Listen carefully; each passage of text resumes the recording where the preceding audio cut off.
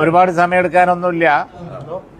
ഞങ്ങളുടെ നേതൃയോഗം കഴിഞ്ഞു. തങ്ങൾക്കിപ്പോൾ മങ്കടയിൽ പോകാനുണ്ട്. ആക്സിഡൻ്റ് ഉണ്ടായ സ്ഥലത്ത് പോവാണ് ഞങ്ങൾ. അപ്പോൾ ഡൽഹിയിൽ നിന്ന് തീരുമാനം വെയിറ്റ് ചെയ്യാണ്. ഞങ്ങളിപ്പോൾ ഈ മീറ്റിംഗ് എല്ലാ കാര്യങ്ങളും തങ്ങളെ ഓതറൈസ് ചെയ്തു. ഞങ്ങളുടെ ഒരു രീതി അനുസരിച്ച് ഇനി ബാക്കി കാര്യങ്ങൾ ഒരുപാട് കാര്യങ്ങളുണ്ടല്ലോ.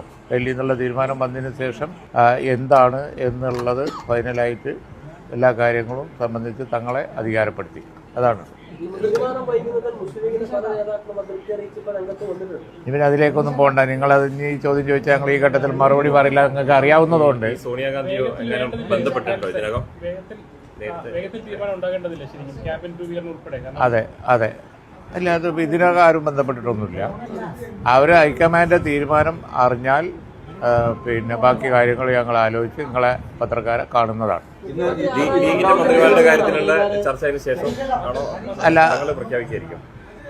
എല്ലാ കാര്യങ്ങളും സംബന്ധിച്ചും തങ്ങൾ അധികാരപ്പെടുത്തിയിട്ടുണ്ട്. ഇല്ല, ഇതൊക്കെ ഒരു യൂഷ്വൽ പീരീഡല്ലേ. ഒരാഴ്ച ആകുമ്പോഴത്തേനും സ്തംഭനമാകും. ഇനി ഭരിക്കാൻ പോകുന്ന UDF ആണെന്ന് ഉദ്യോഗസ്ഥന്മാർക്കൊക്കെ അറിയാം. അതുകൊണ്ട് അവർ വെയിറ്റ് ചെയ്യുള്ളൂ തീരുമാനം. വേറെ എവിടെയും പോയി ഉത്തരവ് വാങ്ങൂല. ആ പേടി ഓടിക്കണ്ട.